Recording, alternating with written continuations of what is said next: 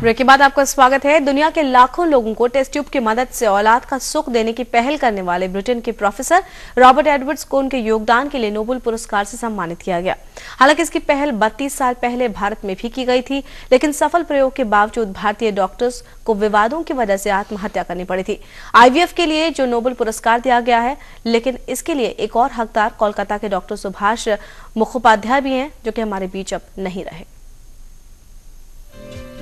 औलाद के सुख से महरूम माता पिता के लिए टेस्ट ट्यूब बेबी का कॉन्सेप्ट किसी वरदान से कम नहीं है। भारत में टेस्ट ट्यूब टेक्निक की पहुंच अब कहां तक जा पहुंची है, उसकी एक मिसाल है 65 साल के राम प्रवेश। अपनी बहू को मुरादनगर से दिल्ली लेकर आए राम प्रवेश को IVF की तकनीक के बारे में जानकारी भले ही कम है, लेकिन इतना विश्वास जरूर है कि विज्ञान के इस प्रयोग से उनका वंश आगे जरूर बढ़ेगा। ये वंशावली भी तो होती है, वंशावली के लिए सब जितना भी क्रिया होती है सब वंशावली के लिए है। अगर वंशावली नहीं होगी तो आगे संसार कैसे चलेगा। आप आसानी से मान गए कि हाँ डॉक्टर के पास जाना चाहिए, आगे अगर कोई सुविधा है तो उसको इख्तियार करना चाहिए, अगर देर हो रहा है तो। बिल्कुल ठीक है, ये आदमी को मानना चाहिए। शहर से लेकर गांव की गलियों तक आज जिस तकनीक के बारे में लोग खुलकर बात करते नजर आ रहे हैं, दरअसल उसकी शुरुआती कहानी उतनी ही दर्दनाक रही है। प्रोफेसर रॉबर्ट एडवर्ड्स की रिसर्च से ठीक 3 महीने बाद भारत के डॉक्टर सुभाष मुखोपाध्याय ने भी दुनिया की दूसरी और भारत की पहली टेस्ट ट्यूब बेबी दुर्गा को परखनली में नया जन्म तो दे दिया, लेकिन विश्वास के अभाव ने उनके इस प्रयोग को मिट्टी में मिला दिया।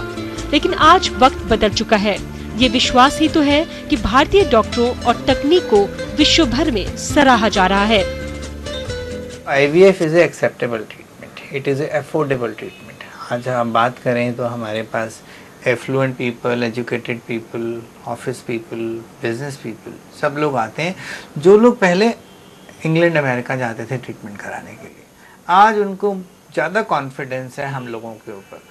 और देखा जाए तो हमारे पास जो इन्फ्लक्स है, जो बाहर से पेशेंट्स आते हैं, वो अंदाज़न 10 पेशेंट पर मंथ आते हैं।